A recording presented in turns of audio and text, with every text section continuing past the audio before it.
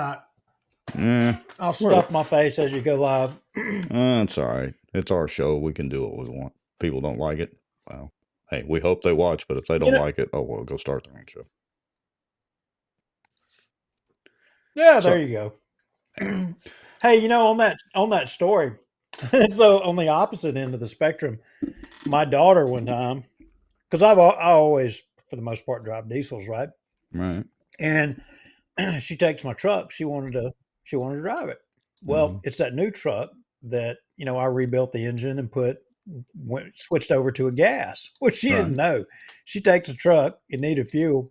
She filled it slap full of diesel fuel, and she drove it probably maybe about a half a mile. And she's called me once. She said, "I don't know what's wrong with the truck, but it just died. Whoops. It ain't running." And I was like, "What do you mean? Did you put gas in it?" And she's like, "No." And it's like, "I put diesel." Uh-oh. She was about to cry like a baby. She's like, "You don't ever drive gas trucks. You drive diesels." Yeah, it happens. Anyway, so what are we going to talk about tonight? I mean, we could turn it into a mechanic show, but I got to warn you. Changing oil, changing starters, I do all that. When it comes to rebuilding engines, that's not happening. Well, I got you covered on all that. I can handle it. I mean, I was just telling you, literally, folks may not believe this, but I literally just took an engine out of a truck, engine transmission transfer case, then took an engine transmission transfer case out of another truck, and then put it into your first truck, got it cranked up, went through all the diagnostics. Took me 46 hours. But hey, that's it's not bad. I think that's fair. Yeah, I think that's fair. Especially considering you were, for the most part doing it by yourself. I can tell you, if I were going to do that, it'd be a few weeks and probably would never run or shift gears again. Yeah, I mean, I didn't set out to be a mechanic, but it's one of those things, those learned traits, like when in the oil field, when you have a trucking company, you have to learn to do all that stuff. If you can't learn to do all that stuff, you can't make it. There's no way. All your profit goes in maintenance. So it's either you do that or you don't make it. But hey, point. Are we going to go to the break, or are we just going to go straight? I mean, because there's a lot going on, and Aaron Brockovich, what the heck's going on in Bossier? I'm out working on the truck, and the next thing I know, we got Aaron Brockovich commenting on the water in Bossier. Well, and Mexican coffee? Are you kidding me? Well, we'll get to that. I'll explain it if you didn't catch the reference to that in the beginning of the infrastructure committee meeting. That's actually where that came from. That's a quote from our city council. They're concerned about Mexican coffee and mics being hot. Well, let's go to the break because I'm. Right. Let's go to the break because I'm lagging. I'm gonna jump out and jump back in. All right. Well, I'm gonna hit the countdown, folks. Y'all know the drill. We'll be back in about 2.5 to 3 minutes. Go ahead and share the show out. Tag your friends. Text your friends. Whatever. We got to talk a little about infrastructure, some burning chlorine, and we want to get a little bit of feedback from y'all also. Stay tuned. We will be right back. 2.5 to 3 minutes. Go make your stiff drink and pop your popcorn. Knew a lot of the back office on the politicians that they think walk on water, they would be shocked. There's an old wound from a knife in my back that just is giving me heck lately, and it's just really irritating, so I have to kind of wiggle around a little bit. I titled it "A Shot Across the Bow of the Good Old Boys." Just, they feel helpless, they don't feel heard, they have nowhere to turn. Some Republicans as well believe that government has the answers. And let me tell y'all something. I don't know anything government does well. Nothing. Aren't there laws that say that you have public meetings so that the public can have accountability of their elected officials? As a member of the media, I'm very concerned about what I've just heard.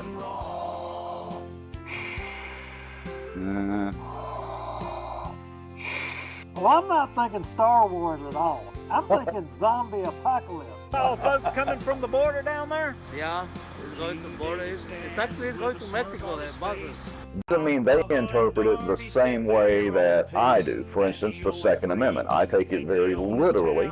That's been interpreted different ways in the court system all the way up to SCOTUS. We're still right now combined on both pages and YouTube at 264 people watching. That is amazing, folks. Through conscious shocking action, which in turn would enrich sitting city council members Scott Irwin and David Montgomery Jr. In theory, it's an every week thing. We got to double check and make sure it's like a miracle any of this actually works.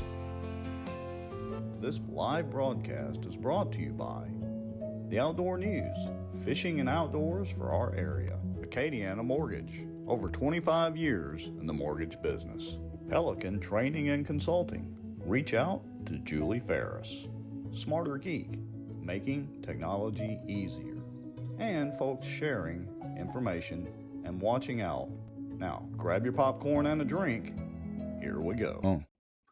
Well, I guess you probably couldn't hear me off the air because I had my mic muted. Shame on me. All right. Well, I see you made it back. Oh. I don't know, boy. I'm kind of laggy still. Well, it's going to be unbearable. It's raining outside, so I guess the interwebs up there in Benton are getting clogged up and wet.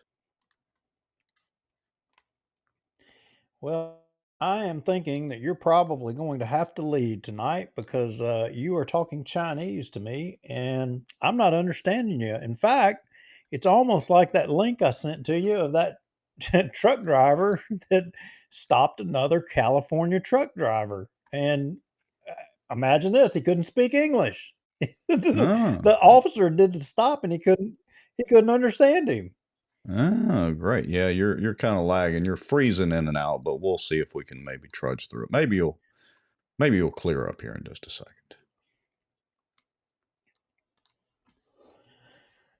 Maybe old Suddenlink may have to give him a call. All right. So yeah, whenever I say something, I'll give a long pause afterward to give you time to process and catch up the audio. So folks, y'all bear with us. It is live and we are consummate professionals, professional amateurs. Anyway. All right. So shall we talk about chlorine? We're going to talk about Aaron Brockovich. We're going to talk about infrastructure first. I mean, where do you want to go with this?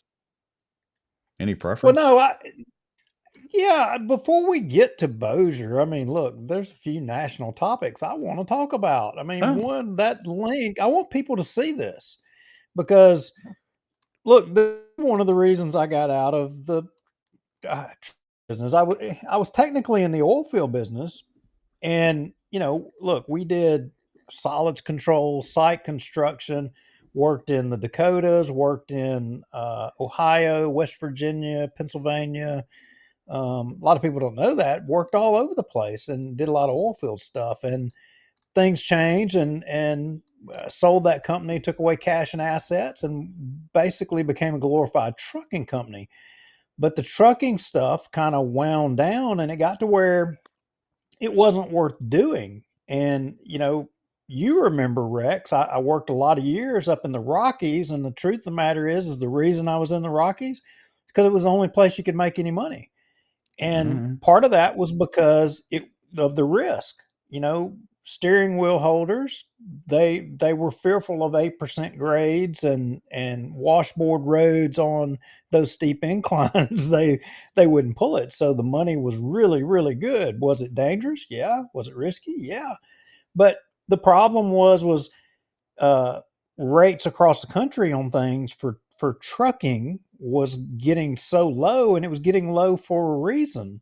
And right here in this video is an example of why. So as y'all are going down I-20 or you're traveling in these trucks, and when you get on Benton Road and you see these sand trucks and you see these out-of-state license plates and you look up there and you see some foreigner driving the truck, I mean, this is why, because They don't have any bills. They don't have a home. They basically live in the truck, and they're not making minimum wage. Um, this is what trucking devolved to. And watch this, because this is a problem. This is literally, people are dying as a result of this, and it's a big deal.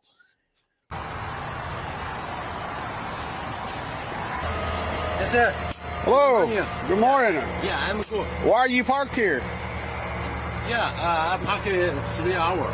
Why did you park here?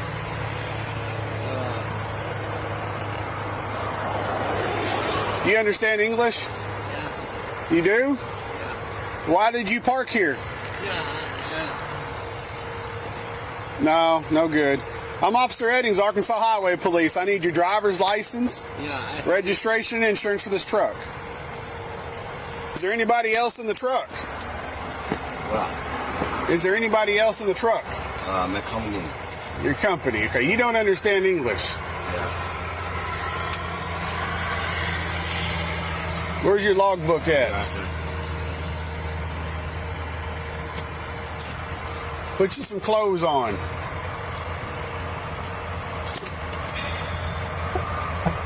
Pants. Put your pants on. Pants on? What? Put your pants on.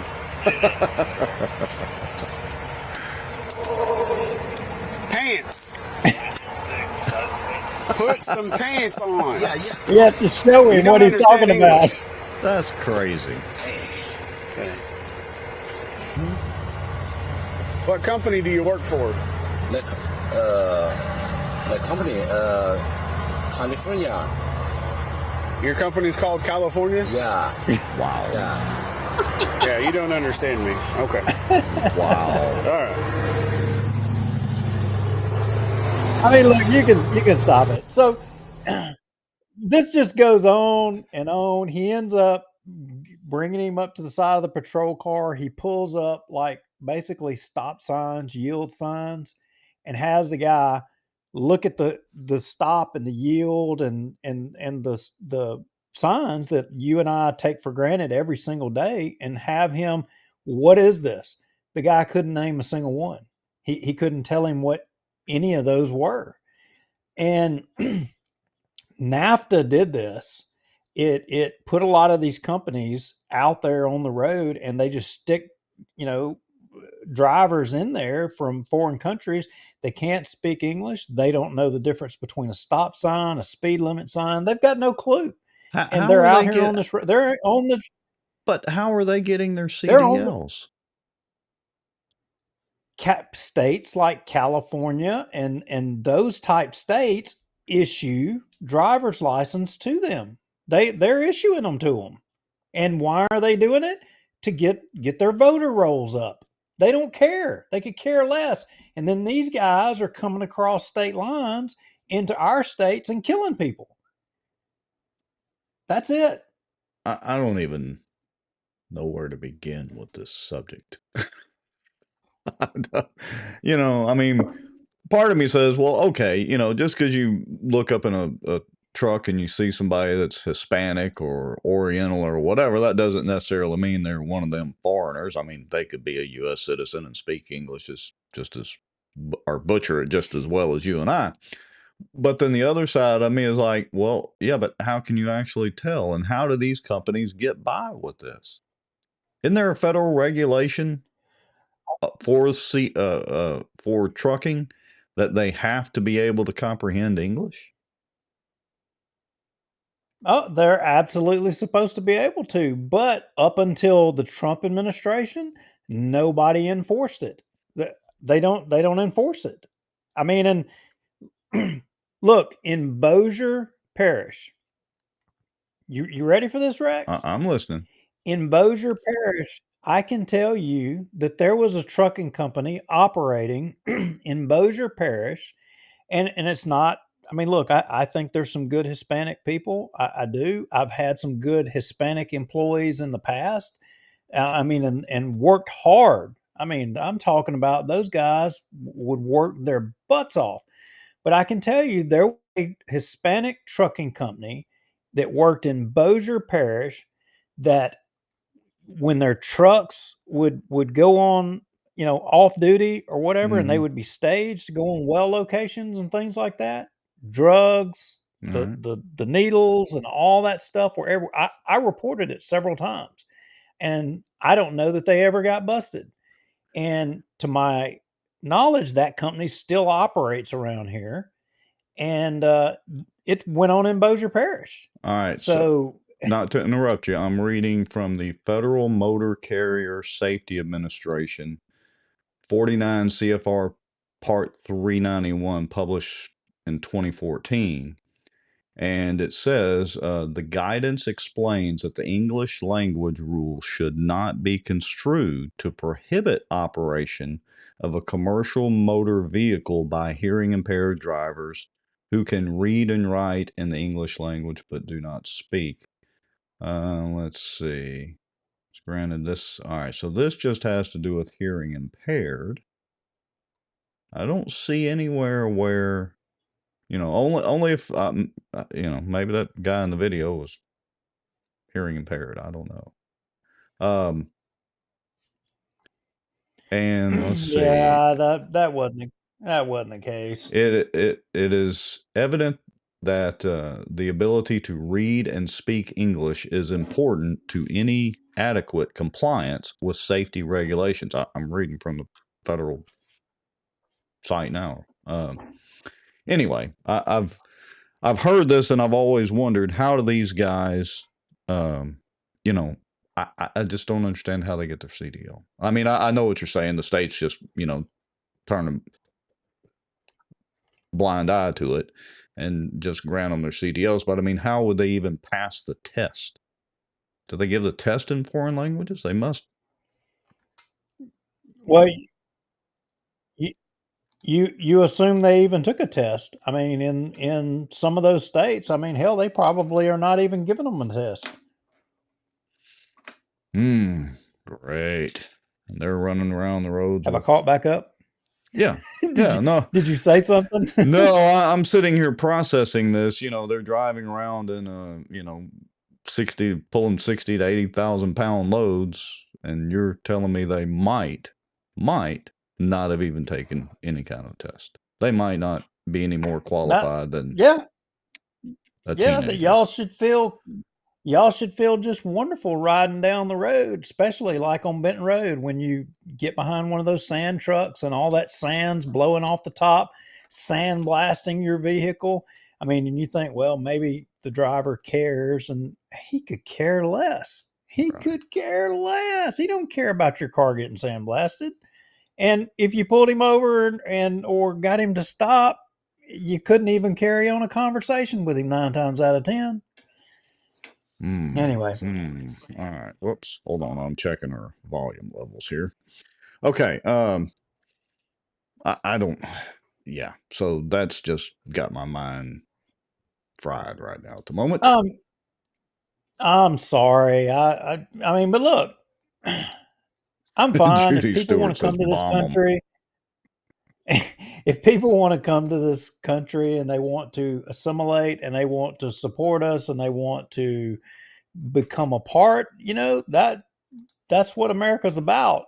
But a lot of these people, that's not what they're coming here for. They're coming here to feed upon us like leeches, and they have no intention of trying to learn English and assimilate and contribute to society.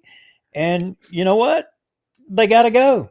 So I'm watching this series on Netflix called Warrior, and granted it's a show, but it's set in the late 1800s era of San Francisco, and it is based on the war between the Irish workers and the Chinese workers and the constant tug of war between them. And we're still basically having the same conversation now that they were having then with all, when the Chinese immigrants who honestly built most of the railroads. I mean, there's no doubt about that. But anyway, it's a very interesting show. If you watch it, it is full of kung fu and Chinese stuff and cutting people up and blood and gore, as well as an interesting storyline. So there's that. But anyway, it's this dynamic between the Chinese and the Irish mainly, and then the politicians, of course, who are trying to use the cheap Chinese labor, but also trying to stay in good with the Irish and the rest of the country. Anyway, it's very interesting. Yeah, that's definitely, and there's a lot of history there. You know, Wyoming had a lot of history with mining and the Chinese up there, and there's Jim Bridger. I don't know if you heard of Jim Bridger before, but there was a big thing where there was a lot of foreigners that were, like you said, building the railroads and mining in that day. And historically, there were, I hate to call it a civil war or a riot, because I don't think that was kind of really what it was, but more like a culling or the purge of the day in Wyoming back then of foreign workers back then, and uprisings, and the people, and Jim, that was in Jim Bridger's days. And people should look up on some of that history. And most people would be surprised if you haven't ever studied that era between, let's say, the end of the Civil War and I would probably up to the 1920s and 30s. So yeah, no doubt. So what else are we going to talk about tonight? Are we going to go ahead and? I'm just speaking of foreigners and foreign labor. I'm dying to get to the Mexican coffee.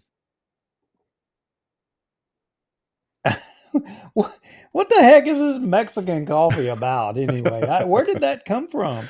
Well, funny you should ask that, Mr. I don't Lowry. get it. Mexican coffee. Hold on just a second. I will show it to you. I will demonstrate it for you.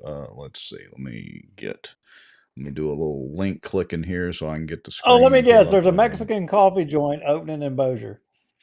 Well, I guess probably I wouldn't doubt that as many Mexican restaurants as we have, although we now have a couple of barbecue restaurants, which is a little bit of a change. So here's the deal with the Mexican coffee. So let me adjust the screens here. Here we go. So this was the Bossier City Council Infrastructure Committee meeting today. Let me adjust this. Hold on. It ain't playing nicely. Okay. Committee meeting today. And apparently during the beginning of the meeting, at the very beginning, well, we had a little bit of a hot mic moment that was kind of funny. So let's listen to that. Oh, that's pretty good coffee. It ain't bad. The Mexican coffee? Is it? God, this thing is on. We are hot. So in case I think that was our favorite bull in the china closet, Brian Hammonds. I think that was the Mexican coffee reference. Let's listen to that again. Maybe he'll chime in if he's watching the show tonight. Oh, that's pretty good coffee. It ain't bad. The Mexican coffee? Is it? God, this thing is on. We are hot. So this was the infrastructure committee meeting, not a formal meeting. No action was taken. As a matter of fact, they weren't even going to allow public commentary, but I got to give Brian credit. At the end of the meeting, he went ahead and let some folks that had some questions and comments come up and talk. So shout out to Mr. Brian Hammonds for doing that. Would you like to hear more about this meeting, Mr. Lowry? I just got to know, where did they get this Mexican coffee from? I don't know. Did the city pay for this Mexican coffee? That's what I'm wondering. Looks like they. I mean, what do I they see have a couple against? of cups up what there. they got against American coffee? I don't know. They're supporting them foreigners. What do they got against American coffee? Why? What do they got against community coffee? Come on. I mean, we even got. Yeah, we got Louisiana-based coffee, and they're going out buying Mexican coffees. What? Right. What the hell? Yeah, I gotta say. Oh, wait. Here's Brian. Brian says, it is really good coffee, and it's hot, too. Thank you, Mr. Brian Hammonds. Next time, y'all use some American coffee. All right. So, all right. So I'm going to jump up to, looks like your first mark right there with the. I don't always drink coffee, but when I do, it's Mexican coffee in Bossier City Council chambers. Hey, good. Cafe Bustelo. All right. Look, folks, there's not a whole lot politically locally today, so if you can't tell, we're kind of winging this show as usual. All right, here we go. This is where we're gonna, I guess, discuss something about Hamilton Road. Here we go. Submit those until we get fully funded and the project is complete. So, but those two have received funding. We did add Hamilton Road. I know that has been a big discussion, and so we've added that. Can we stop right there real quick on the Hamilton Road? That was a Councilman point. Cochran. All right. I just wanted to point out that they added Hamilton Road, and I think what they're talking, and Brian's in the comments, I think what they're talking about is adding it on request for money from the state, you know, and adding it, I guess, to the list of the capital, you know, improvements thing that they wanted to get going. All right. So shall we skip to the next one on being proactive on the railroad? But my thinking, and I may be mistaken, my thinking is that with her saying added, meaning that it wasn't there, we wasn't trying to secure money, we wasn't moving in any direction. To say added means it wasn't on there before. Anyway, so yeah, I think that's the way that I took it, because I actually was listening to most of the meeting while it was, you know, transpiring, listening to the live stream, in which we would encourage everybody after the show to go to the Bossier City Council YouTube channel, and you can click on the meeting and hear it in its entirety there. Hey, it's kind of interesting. I didn't see any of our local state delegation at this meeting. I thought some of those guys like Bamberg and Superhero Adam Bass were going to be there. And oh, you didn't know? No, I didn't know. Did no, I not get? They I weren't didn't there. get the memo either. You apparently missed the memo. You have a governor that called a special session, and they are down there in a special session. Oh, I wasn't sure the date of the special. I knew he called a special session. I didn't pay attention to the date. I have been out of the loop lately. Yep, Okay. yep. So they're down there making the big bucks, and hey, Creighton Cochran, was being really proactive, and he wasn't taking a shot, but what his words were a shot in my view, and I appreciated it. I loved it.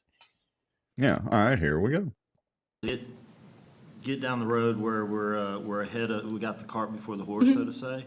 Have we talked to the railroad any way to know if we got wide enough area to cover what we want to do with Hamilton Road? Have we had railroad, paging the railroad. I'd hate for us to get going, get moving, and the railway, or the railroad cut us off or make us change our plans or whatnot, and then we're in a situation that could possibly cause maybe like a shed road experience again. I don't want to see it through. The shed a road lot of times experience. what they will do is they will fund You gotta stop maybe it. 10%.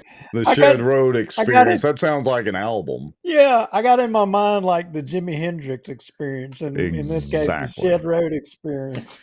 Yeah. I love it. And there's that whole deal. You don't screw with the railroads. So, yeah. But Amanda had this blank look on her face like, railroads? Did we talk to the railroads? Well, I mean, if you think about it, I mean, while Amanda wasn't, I don't think Amanda was she was in the saddle as the CEO once, the Shed Road crossing thing. I don't remember that. I don't think she was kind of in there in the saddle when that took place. I wish she would have been, because perhaps things might have been handled a little different. But you know, Creighton's right. I mean, to want to say, you know, I don't want us to jump up here and have a situation like we had with the Shed Road. And the way I heard it, what went through my mind when I heard it, well, I was thinking that he was saying it to them, to this administration, and that well, you were the administration that gave us the Shed Road incident. I mean, it's a reasonable question. You know, have Yeah, you let's not repeat. went down this road? Okay, so Yeah. let's. And later on in the second half of this video, they talk about that and they say that it had been widened to a point to where there was a turn lane in the middle. And again, Hammonds may correct me but I think that's correct. They said that it was widened enough to where there can be a turn lane, a single lane either way, and one turn lane in the middle. Yeah, and again, we're not going to play all this dialogue because it's, you know, an hour and something or whatever, but we would encourage you to go listen to the meeting or, you know, play in the background tomorrow or something like that. All right, let's see. So now we're going to talk about Viking Drive for a second. Okay. All right. This is one I kind of had a question about, this Viking Drive improvements. So this would be really more expanding the east-west corridor. And so that's what we're looking at. It would be 5 lanes with a shoulder currently. There's 2 lanes, a turn lane, so it's 3 lanes total, but there is no shoulder. And so this would, we think, be a tremendous enhancement as we are seeking alternate east-west corridors to relieve congestion off of Airline Drive and Benton Road. And so that would connect to the industrial extension of Viking Drive, as well as Swan Lake Road, which Veterans Parkway is now created, I think, a heavier use all the way to Highway 80. Okay, so I'll stop it right there. All right, so yeah, look, there's no doubt about it. Did you hear what I heard? Well, first of all, I mean, we all know Airline Drive and Benton Road are just abysmal during many parts of the day. Yes, but this should take you for a walk down memory lane. A lot of our watchers may not recall this, but you, Rex Moncrief, this should have triggered a nerve in your brain. Your synapses should have started firing off on all cylinders. Did they? Well, I've just become pretty much numb to it all by now. Okay. Well, let me tantalize your nerve endings and get your synapses firing again. And I'll have to do that by taking all of you down a walk down memory lane, because a lot of you, I mean, look, I get it. I forget things. I'm getting old, not as old as Rex, obviously, but you know, I forget as well. Yeah. But so east-west corridor traffic relief off Benton and Airline. Who knew? Who freaking knew? Shed Road crossing. Now, riddle me this. Why did we 4-lane and a turn lane down Shed Road? Why did we do that? Oh, wait a minute. I know. Because there was a master plan at some point in the past that delineated that we needed to relieve traffic off of Airline and Benton Road. And so that this Walter O. Bigby carriageway thing would empty out on Shed Road to relieve traffic off of Airline and Benton and enable it to get onto an east-west corridor as soon as possible before getting up there to the quagmire of I-220. But all of a sudden, inexplicably, that plan suddenly changed. And when you may recall, went down that road a little ways, we started trying to get the old master plan. And what do you know? It inexplicably can't be found anywhere. It disappeared. And how did we know about it? How did we know that was the original master plan? Because the late Councilman David Jones, who was a part of that, told us that it in fact existed and that it in fact was in writing and directed us as to who had it. And we sent requests to those people for them, and they acted like they didn't have it. They acted like they didn't know what we were talking about. But it existed. Was why the plan was to dump it out on Shed Road to prevent the traffic from being increased on Benton Road and Airline. And now here Viking Drive east-west corridor and expanding it to relieve traffic off of Benton and Airline. So I'm just saying all of y'all should think about these words and listen. I mean, somewhere along the way, everybody got sidetracked on Walter O. Bigby Carriageway and why did it happen and why did it end up dumping out on Benton Road to make traffic even worse. Yeah, and I'm certainly, not qualified as a traffic engineer. I wonder how much maybe the cross streets and all that will help alleviate, or whatever they're going to do, like with Viking Drive, will help alleviate some of the pressure.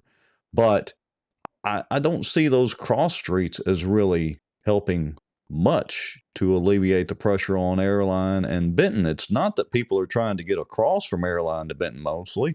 They're headed north or south. And they're headed, back and forth to all the growth on the North Bossier side. So I don't know if they actually have a plan yet that's going to do anything. Am I wrong? The reality is that you have you have a lot of people that live on the east side of the city and Halton, I guess you could say, or up there that are really to get east rather than get north.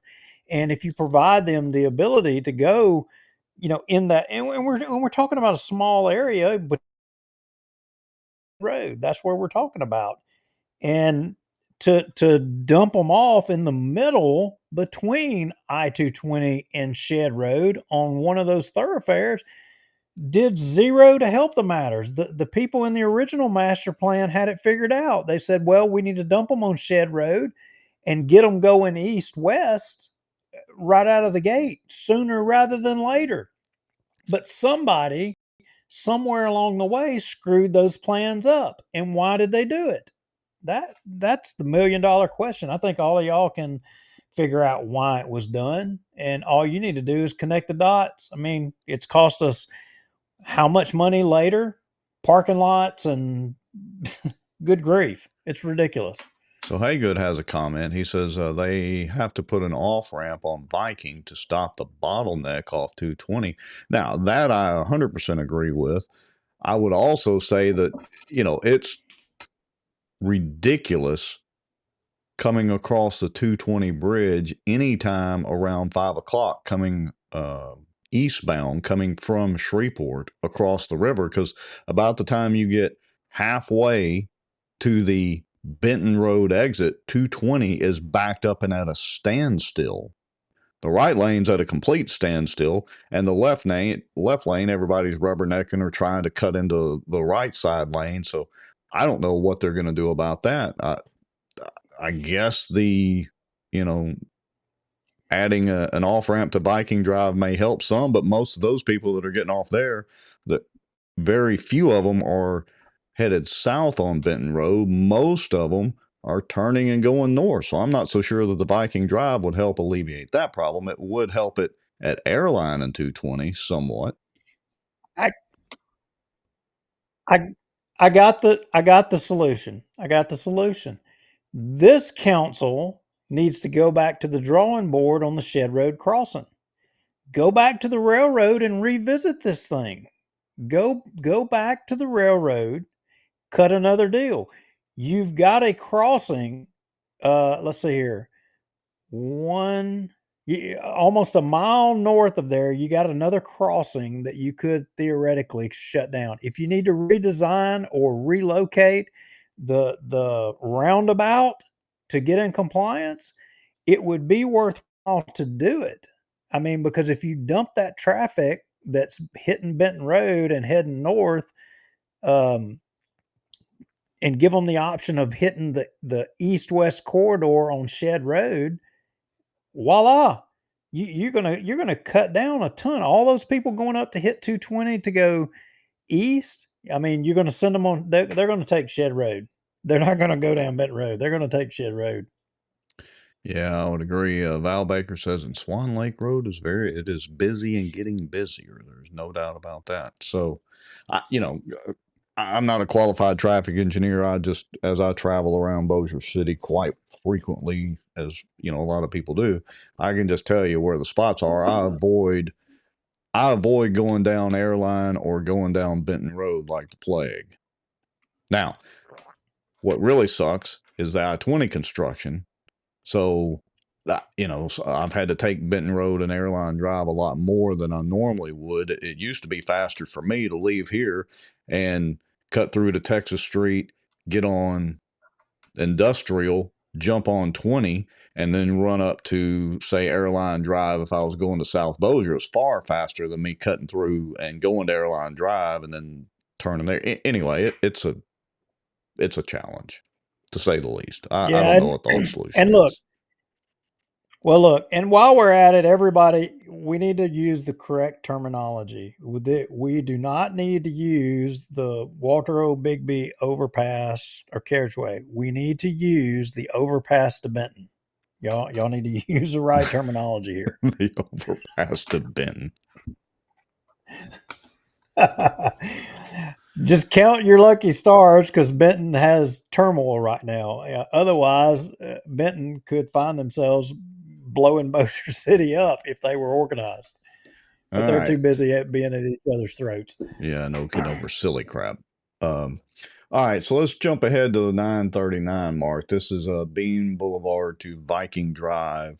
Third highest rate of fatalities in the state. I remember her making that quote. Let's see what she says.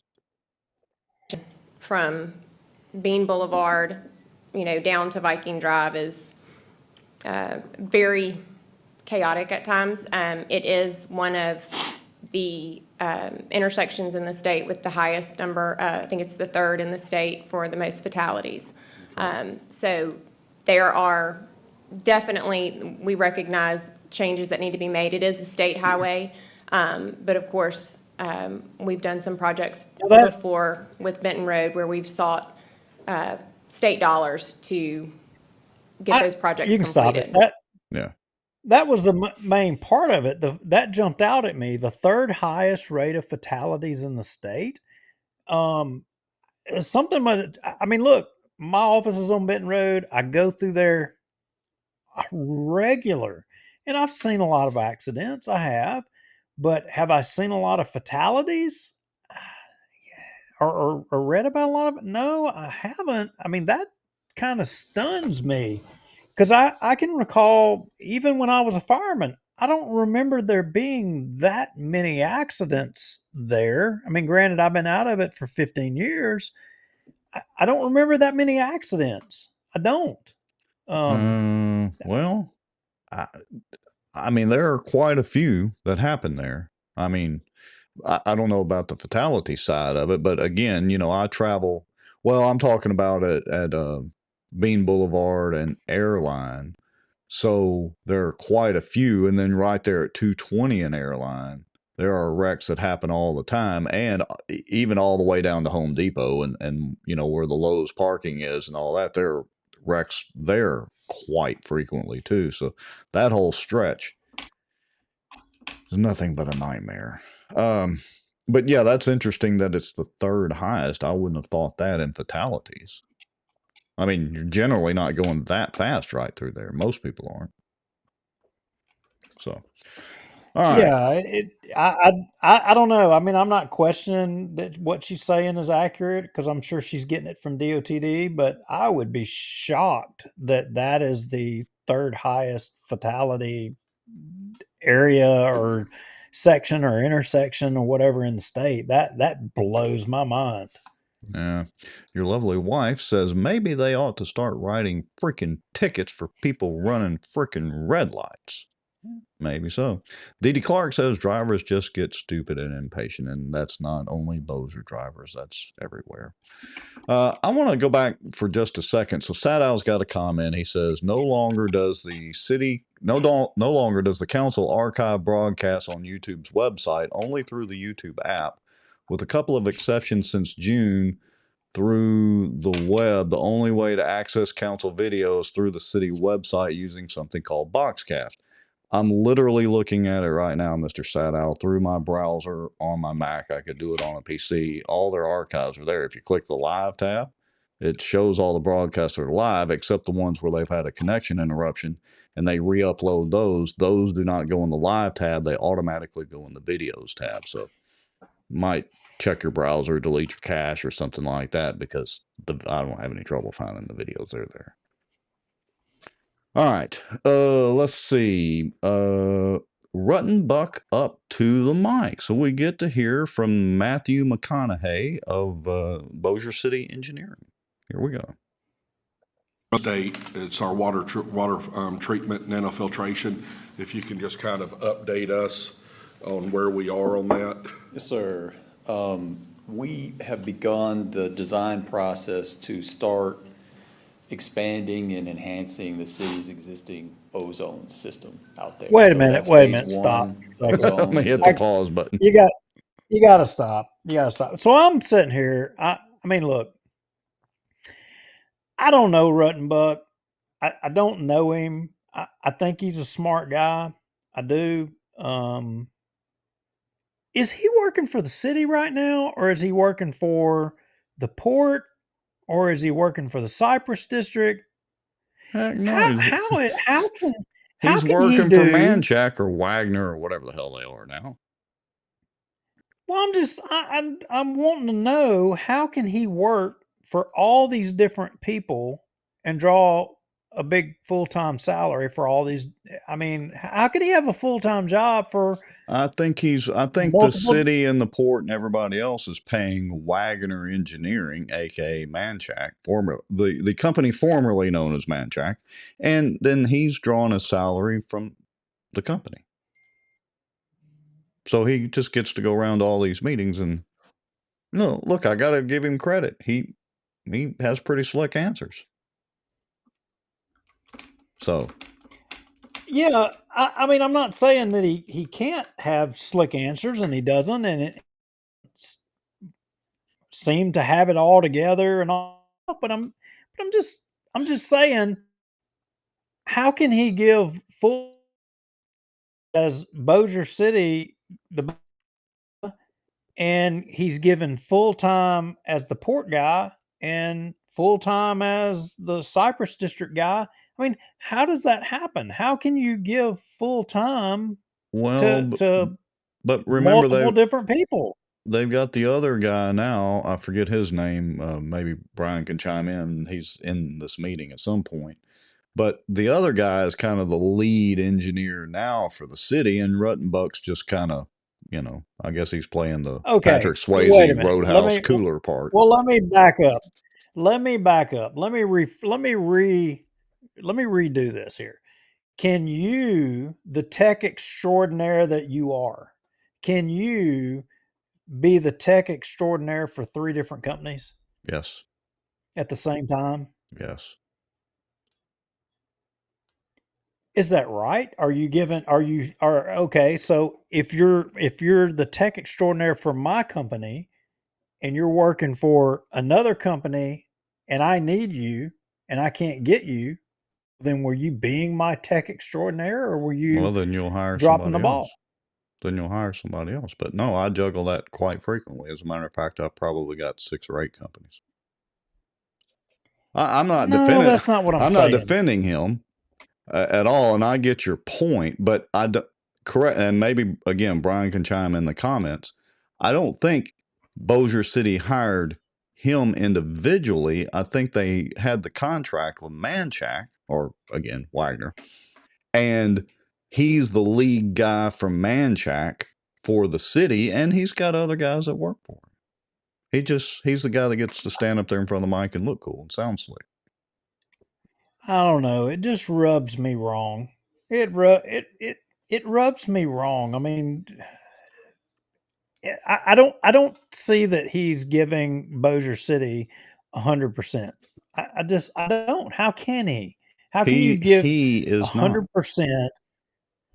He Yeah, is not. I don't And I'm know. not I defending got a Wagner, problem with it.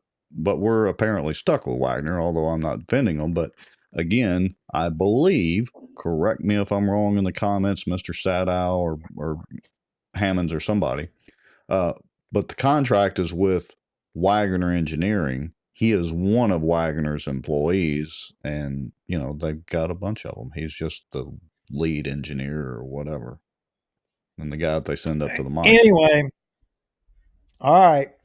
So. Keep going. I just had to get that in there. It's bothering me. I we understand your premise.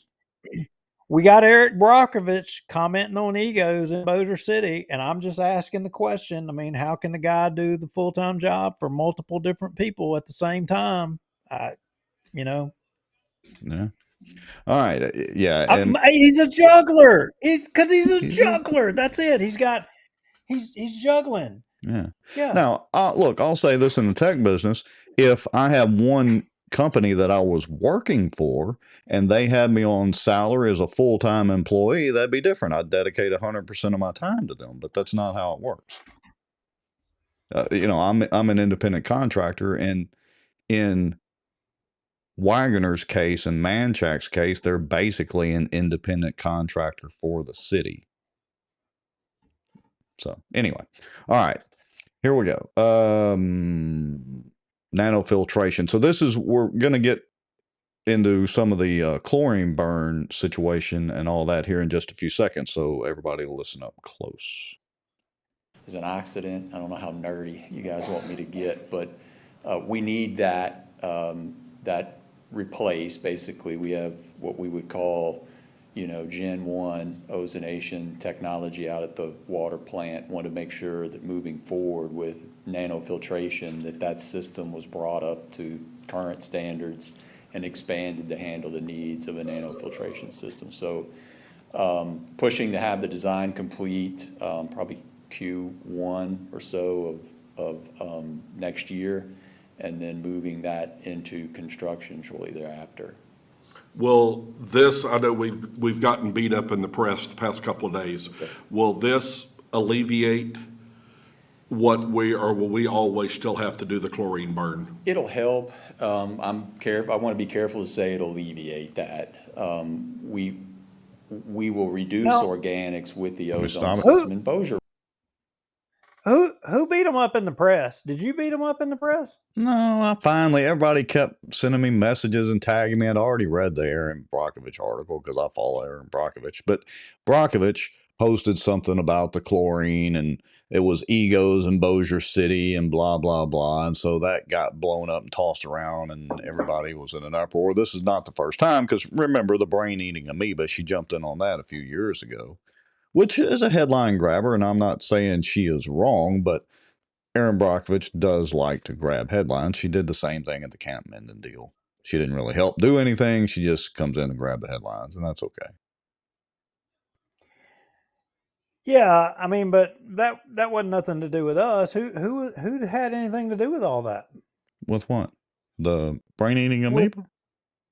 Well, yeah, with dragging Aaron Brockovich into this and making some big hubbub. I didn't dig into it to see what got her dander up, but here's the question I have, because I'm on well water, and so I haven't been on city water in, I don't know, 12 or 15 years. Is the chlorine that bad? I mean, we've gotten a ton of comments about it, and a lot of people commenting on, you know, various other social media platforms and all that about this chlorine smell and how bad it is. I mean, is it that? I'm legitimately asking our audience, is it that bad? Well, look, you know where I live, and allegedly our water ultimately comes from Bossier City, and by the time it gets up to here to me, it's probably done had chlorine pumped through it multiple times. But I can tell you, sometimes the chlorine that comes through my pipes in my house, I mean, good grief, man. I'm thinking I'm at a YMCA swimming pool. It's that bad. Maybe they're just I getting mean, everybody ready to try to put another YMCA in here again. if I had hair, it would be blonde, bleached out, no doubt. Wow. So yeah, a lot of people were up in the air and up in arms about the chlorine situation, and I'm a little confused because we've heard Tommy touted that he's done it on Keel, he's done it at a couple of meetings and all that. We've heard our other elected officials tout how great the water is, and I think even Ruttenbuck, or maybe it was Ruttenbuck or the other engineer guy, said that, I think Brian asked him, do we still have our A rating or A plus rating or whatever for the water? Oh yeah, we still got that. So how do we get that rating, yet all these people are griping about Bossier City water? Yeah, I don't know. I've always thought Bossier City had good water. I always felt that way. I never felt like it was anything. Although I will tell you from a personal experience, like I've had reflux, and I had reflux. So here's the chronology, and I got to tell you, and I don't know if there's a correlation to it or not. When I got on the fire department, I moved to Bossier City. And as soon as I got on the fire department, I started having reflux and have had reflux for years. And until I got away from Bossier City and I started working up in the Rockies quite a bit. And I hate to say that Californication thing came on, but I went into one of those health food stores, right? And they told me, they said, you got to start drinking pH water. And I was like, what? And they're like, yeah, if you'll start drinking pH water, you won't have to take any of that Nexium and stuff anymore. So I completely changed my diet and started getting pH water. And that all I drink. I don't take Nexium anymore. Don't have to. Hadn't had to in years, ever since I started doing that. But the thing was I think it was the chlorination in the water that was hurting me inside. And so I think there's something to all of this. And yeah, Bossier chlorinates water, and this thing with the nanofiltration, I mean, he goes on to it here in just a minute, and he starts talking about it's a long shot. When he said a long shot, I think he's saying this nanofiltration as being the answer to doing away with chlorination is a gamble. I don't think they know. Well, here's an interesting thing that y'all might not know, but chlorine is virtually odorless. Chlorine gas is, and chlorine as an element. So it's virtually odorless. So people say, oh, I can smell the chlorine. No, what you're smelling are technically called chloramines. And that's when the chlorine reacts with the organic matter, and then you get the smell. People say, oh, I smell the chlorine in the pool. No, you're not smelling the chlorine in the pool. You're smelling the reaction between the chlorine and the organics in the pool, and thus you get the odor. So technically it's not correct to say the chlorine smell in the water. It would be chloramines, but I digress into chemistry. No comment. Carry on. Okay. Just thought I'd throw that out there to fill in a few minutes on the show. And so let's pause for just a second. Hey, Let me shift gears. Belinda Woolley agrees with me. pH water solves a lot of health problems. Yes, ma'am, it does. No doubt about it. If y'all got reflux, I'm telling y'all, go get you a couple of cases of pH water. Make your coffee with it, make your tea with it, and I'm telling you, it's going to fix you up. You'll see. Right. So, side note again to satisfy Mr. Sadow, he says, update, the council YouTube channel does not list most 2025 after June meetings under the 2025 playlist, nor under the videos link, but does under the live link. Somebody isn't archiving correctly. Again, Mr. Sadow, since you don't stream live, you wouldn't know this. When you stream live on YouTube, it automatically, YouTube puts it under the live tab. You have zero control over that. Now, if I take our show and re-upload another copy, it goes in the videos tab. The playlists are done manually. So, yeah, all right, they're falling behind, but who cares about the playlist? They're all listed under live or under videos. All right. So is Bossier City Bossier City not taking an extra step? Maybe they're not updating their playlist, but I don't ever pay attention to the playlist anyway. It's you have to manually go in, and when they upload the video, after the video is completely uploaded or the live stream is over, then they have to manually go in and check it off to be in whatever playlist that they want it to be in.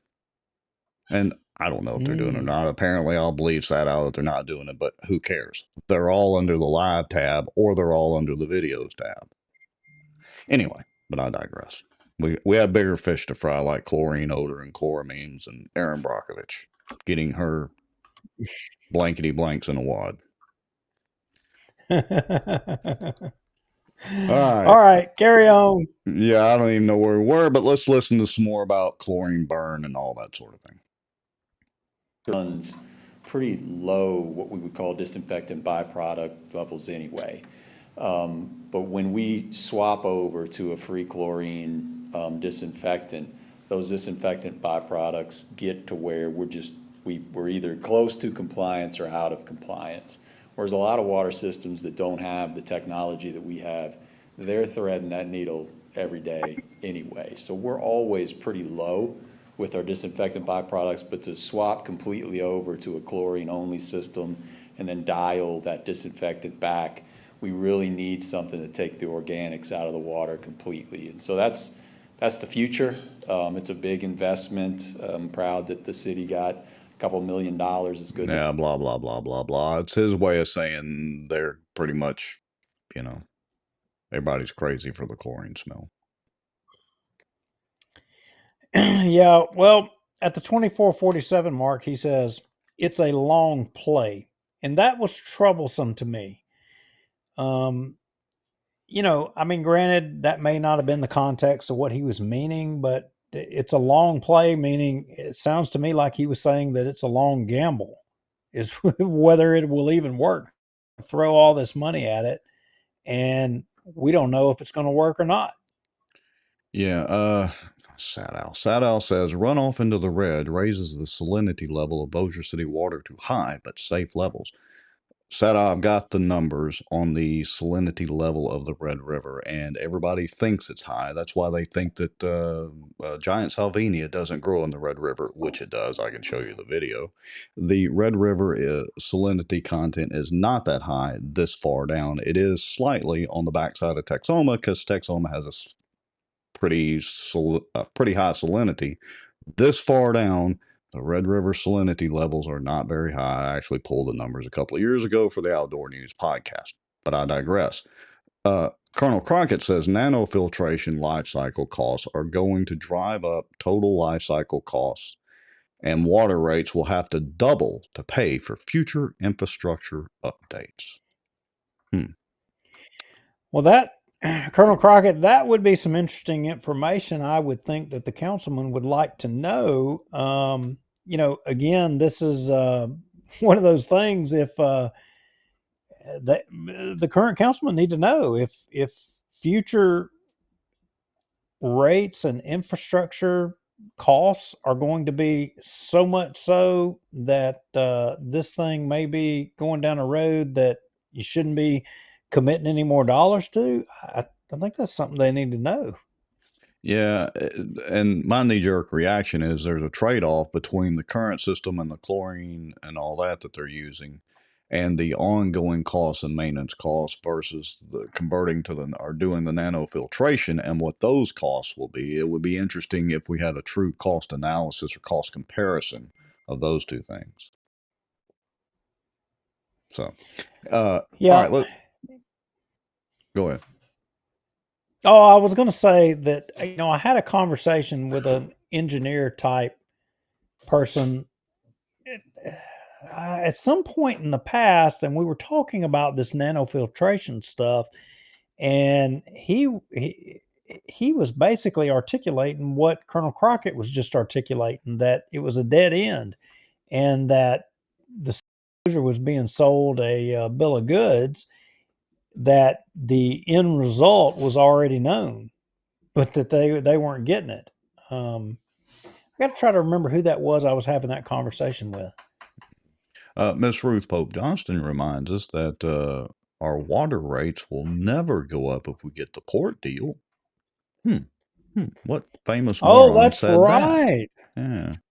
That's right. We did Yeah. water line. We'll never have to increase water rates, and we've already increased water rates once already. Yeah. Thank you for reminding us of that, Miss Ruth Pope Johnston. And Crockett says we are already replacing original parts of the nanofiltration system. All right. Let's listen to the long play comment. Where we're at, it's a long play, but I like where the city is as it relates to the technology we're bringing in. Still have A+ water, correct? Still have A+ water, yes, sir. And I brought some information with me. I know we get chlorine complaints. I don't. Listen if up. we didn't have to do it, we wouldn't. But it's something that we monitor very closely. We look at the nitrification in the system once every 2 weeks. We run a sample in there to see what's happening inside the distribution system. A lot of people think it's happening, that this is all a phenomenon that occurs at the water plant, but a lot of this occurs in the distribution system. So usually annually, we may shift when we do a chlorine cleanse, but we're looking to see what the levels are, these nitrification levels are inside the water pipe, and we'll trigger a chlorine cleanse based on that. Chlorine just reminds me of a colon cleanse. All right, so y'all heard it right. Y'all heard it right there. We have A+ rated water, and he's fine with the system and thinks Bossier water is great. It's the long play, and nanofiltration is going to save everybody, and the rest of y'all just tough it out on the chlorine smell. Yeah, I'll just drink it up. Drink that chlorine up. Yeah, drink the Kool-Aid and the chlorine. Okay, shall we go to part 2 of the meeting? Yeah, Was there let's some go stuff to you had part tagged in there? 2. And yeah, there was a few things. It wasn't a lot. It wasn't all right. Let's see super earth shattering. In fact, I think I might have only marked four high points in it. That'll make Hambone irritated, I'm sure, because there was only 4. A few. Look at there. 1, 2, 3, 4, 5. I was wrong. 5. Okay, so here we go. This is the Shreveport water line. Here we go.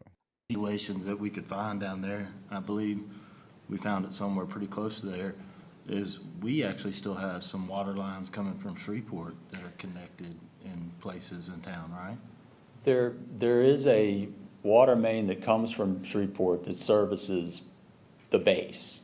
So it comes over the Texas Street Bridge and runs down along Barksdale Boulevard. It's kind of a strange route, but that's where it comes, and then comes into the north gate, not the west gate back there. There's nothing in the city that's, there are some weird customers that are connected to that line, but that line's not connected to, we have an interconnection vault where we can close it off and we can supply that line with Bossier water, but it's not there's no direct connection from it to our water system. That makes sense. Not one that you wouldn't execute without a whole lot of folks on both sides of the river being aware of what's going on. But our valve is still on, correct, So, to Barksdale? Yes, sir. We're still supplying water? Yes, sir. Okay. All right. What I say just you marked to that spot because I thought I just marked that spot because I thought it would be interesting to people to know that the water line supplying the base from Shreveport actually came across East Texas Bridge and then somehow or another cut across the Barksdale Boulevard. Or it is, that's kind of weird. I mean, it is odd. that tells you how old it is. It tells you how old it is. Yeah, and I'm trying. I guess I had never paid attention. Is that why they got that water line strapped to the underside of the bridge? Probably. Yeah, I guess maybe when I they think that built was the that, way they they didn't did it. they didn't have boring technology like they do now, I guess. Yeah, probably so. Probably so. So, you know, at the 1337 mark, I mean, in which, you know, for those of you that care about the council meetings and that go to the council meetings, you know, we discussed that we had learned that potentially the council meetings were going to be relocated at that new building over there off of Benton Road, you know. And as we learned today, that may not 100% be the case. Uh-oh. All right, well, let's listen up. And we have the notorious Chris Smith in the comments with us, so thank you, Chris, for commenting. Update on the council chamber upgrades after our December 30th? Oh, after the December 16th council meeting, that will be the last meeting that we will have in these chambers until the project is complete in April. They will be able to go ahead and come in and start some of their demo work and stuff like that, and then the full project will start January 5. I know that we have moved forward. All contracts are signed. Stuff has already been ordered. We're looking forward to getting it done, getting it upgraded. The audio-visual systems will be upgraded. The sound, we'll have TVs on both sides for people to see what is going on here in the council chambers. Just kind of bringing it up to date with everything, because a lot more people do watch this at home being live streamed. Yeah, so I want to comment on that.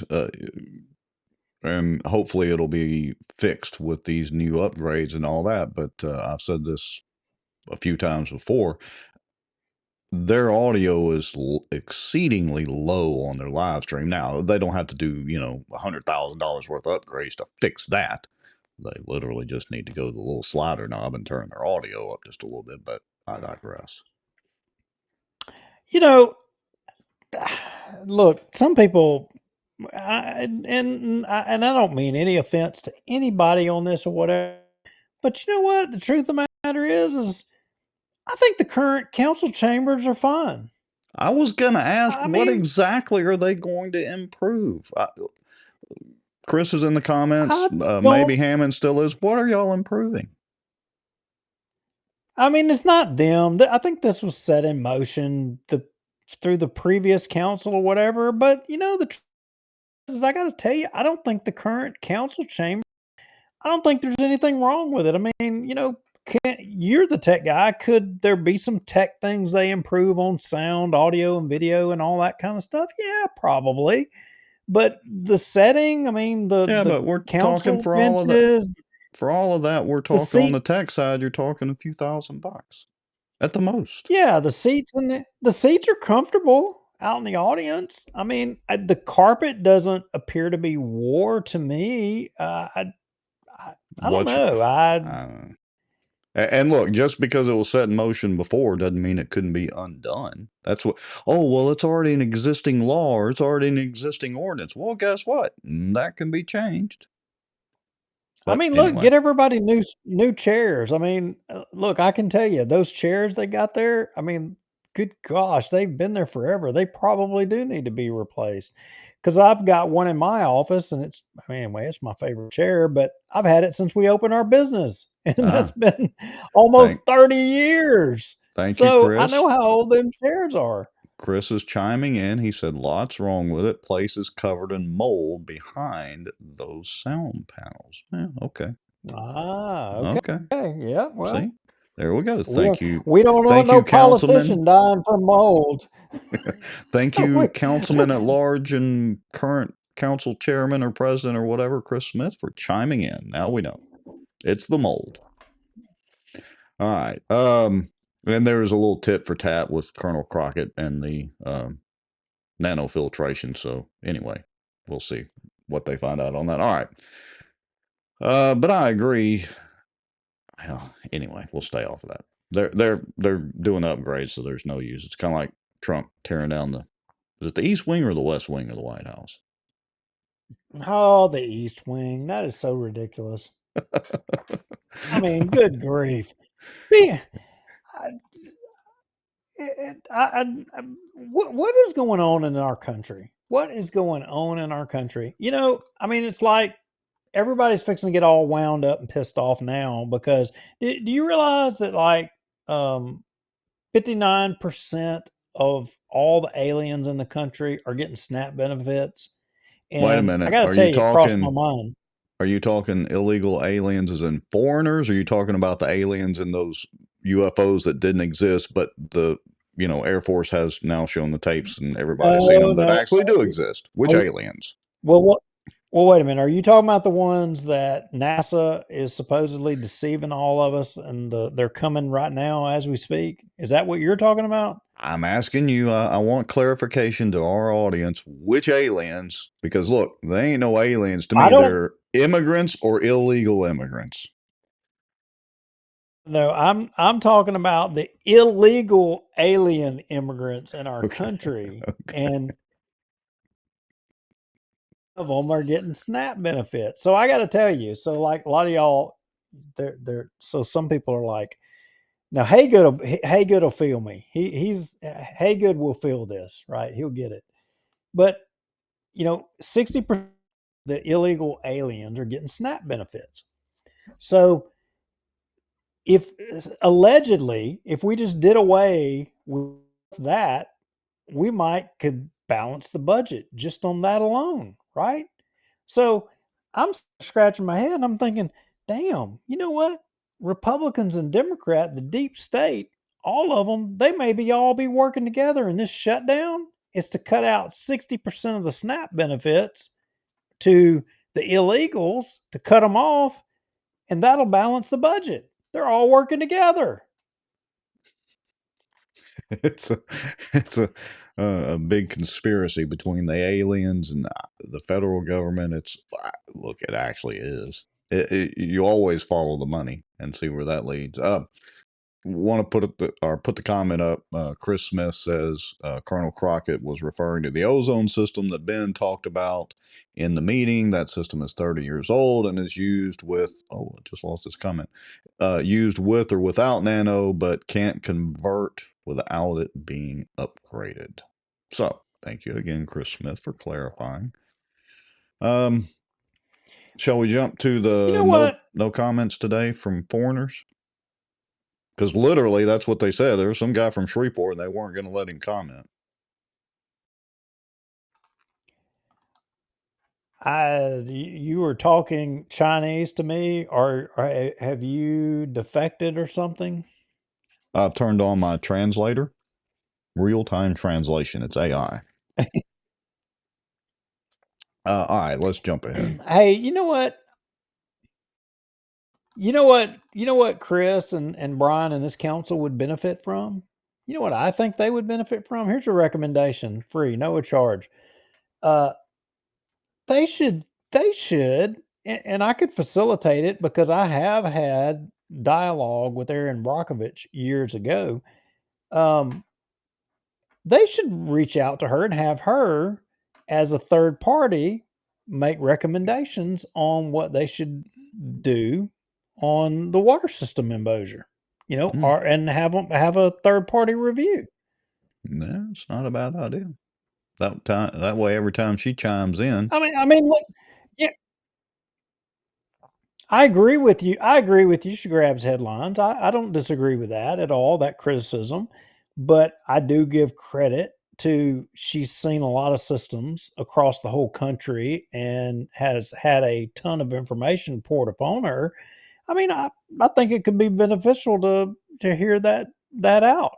Yeah, I agree with you 100%. Hey, I want to put Miss Roos' comment up. She says she wants to commend the city council for having the committee meetings in public view. Lots of information and amazing. They are honoring their commitment for public engagement. Mr. Haygood says, we have come a long way in just a year. The new council is killing it. I would tend to agree with both of those, even when we make fun of them from time to time. So Mr. Hammonds was not going to allow commentary, especially from foreigners from across the river. Did you know that? I'm not kidding. Here we go. I did not know that. No, sir, we're not taking public comment today. I do apologize that you can get with your representative for your district, your councilwoman or man, and then they can bring that to us. Do you know who your council? Oh, okay. I lived in Bossier City all my life. Mhm. There were some things that I was concerned about here in Bossier City that hadn't gotten taken care of for some time now. Yes, sir. That would just be if you want to email the city clerk, she can bring that to the council. Yes. Yeah, so there's a little back and forth, but in the end, to Hammond's credit, he finally did let the foreigner, the migrant who did live in Bossier but moved to Shreveport and came back over here. Anyway, he did end up letting people have comments. That's a defector. That's not a migrant. That's a defector. He defected to He's Shreveport. migrating back and forth, defecting. I don't know. But anyway, to Hammond's credit, he did let, a couple of people have comments at the end, and I thought that was actually really cool. Hey, Yeah, I thought it was too. I just got a text message, and maybe since Mr. Chris Smith is in the comments, Hammonds was in the comments earlier, and I meant to put this on our list of things to talk about. Did Richard Ray turn in his city vehicle? Does anybody know? Did Richard Ray, remember, Hammonds laid down the commandment, thou shalt turn that vehicle in because you are a part-time employee, Richard Ray. You've told us 999,000 times. Did he have to turn in that vehicle? Did they go seize the vehicle with the city marshals? I want to know. And does anybody have video of it? So that's the more important question. All right. So anyway, here we go. There's an infrastructure plan for Hamilton Road. So there is an infrastructure project for Hamilton Road. Ma'am. So there is an infrastructure project. Yes, ma'am. It is on the books. Yes, ma'am. Yes, ma'am. It is. Yes, ma'am. Specific times that you take questions from the public. We do at our council meeting. Well, I'll tell you what. I mean, do y'all have a problem? I don't. I don't have a problem. You come on up and ask it. Good for you, Hammonds. You just come up here to the microphone. That's awesome. Yeah, good for him. I mean, so they had a couple of questions. I'm not going to go through, all the question and answer deal, but good for him. Yeah. And I got to tell you, you know what? Something I was thinking today, Rex, and you're not going to like this, and a lot of people watching the show is not going to like it. I was thinking, you know what? I feel like we need to change Bossier Watch to Thursday nights. So we have time to digest and process the city council meetings, and we're not scrambling like we usually are? No. Oh. So we can focus on the police jury. And when are the police jury meetings? And leave both. See, I don't even know. Aren't they on Thursday? Shame on me. We're supposed to be the local political amateur pundits, but we don't even know when the police jury meetings take place. Shame on us. I mean, but look, Bossier is, by all standards, is heading in the right. We've been focused on Bossier City for a long time. I know these guys would find pleasure in us, just turning a blind eye to Bossier and letting them get busy to it. But it looks like they're in the right path. And I don't know. I mean, I'm not saying there's anything wrong going on. I've been focused on Bossier. I think we've got good people in Bossier trying to do the right thing and trying to head it in the right direction. And it was on my mind that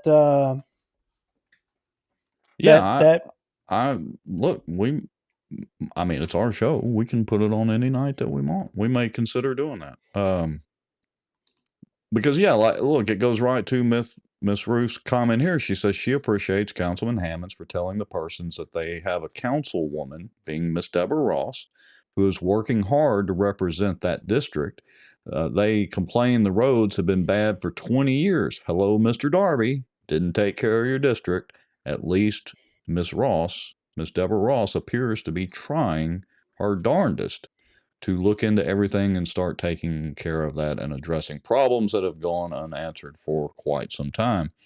So yeah, I would say it seems like Bossier City is on the right track. Again, doesn't mean we're always going to agree with city councilmen. I don't agree over the chiropractor deal. The reasoning behind that was quite stupid, and I don't mind saying that. But on balance, 100% agree with the direction of the city council and you know, their etiquette at their own meetings. Vastly improved, obviously, with people that actually care. Yeah, no doubt about it. And look, I sent you a picture. I sent you a message, and you know how I know that things are going right in Bossier. And here's how I know things are going right in Bossier.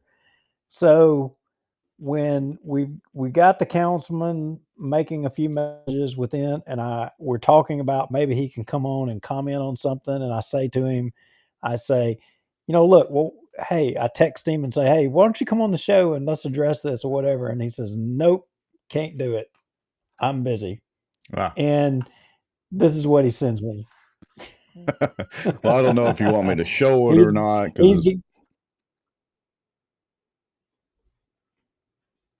yeah. Well, there's Bo. Yeah. Good afternoon, everybody. Hello, wake up. Yeah, so yeah, I appreciate Councilman Chris Smith. Look, he's sitting there watching the show while spending family time with his family there, so that's wonderful. I don't think he'll mind. Go ahead and Yeah, so give me a second here. Let me do a little button clicking. So the reason that Mr. Councilman Chris Smith cannot come on the show, and this will be the only valid reason I can imagine, is because he is spending family time, being a dad, and so that's a valid excuse. You are excused from coming on the show, Mr. Smith. So that right there, to me, when you're president of your council, he has his priorities straight. He's babysitting and he's taking care of his kids. Look, that's what's up, y'all. That's why I think Bossier is in good hands, because you know what, this guy, and it's not just him; it's the rest of those guys. Their why is their family. It's their kids. This is their home. I mean, that says it all. So we got Bossier City heading in the right direction. You know what? I think we got to turn our attention. Yeah. Look, I agree. It's, all that institutional knowledge that we were going to lose when we got a new city council in there and these guys weren't going to know what they were doing. I would argue that those councilmen that got the boot should be in an institution. We don't need that knowledge. We need these guys. Yeah, I wish I could. I wish I could have a conversation with them where they would be honest and say, you know what, I should have, because I think what they would say is I should have tapped out sooner. I stayed too long. I should have got out, and you know what, that was their mistake. Yeah. We know it. We all know it. Yeah, Paul Johnson says, what's the latest on Red Rover? Let me give a quick update as we begin to wrap up the show. The case was dismissed that Red Rover had filed. We have a copy of that. We'll be posting that and an analysis. We'll probably talk more about that next week because we've had time to kind of process it and see what's up with that. So right now, City of Bossier 1, Red Rover 0. Not good. No, that's not good. Look, regardless of what happens there, I mean, what happened with Red Rover is a part of the old guard. I would be shocked. Now, granted, your city attorney's office had a hand in how all of that went down, where Bossier City police were used to go after a local business.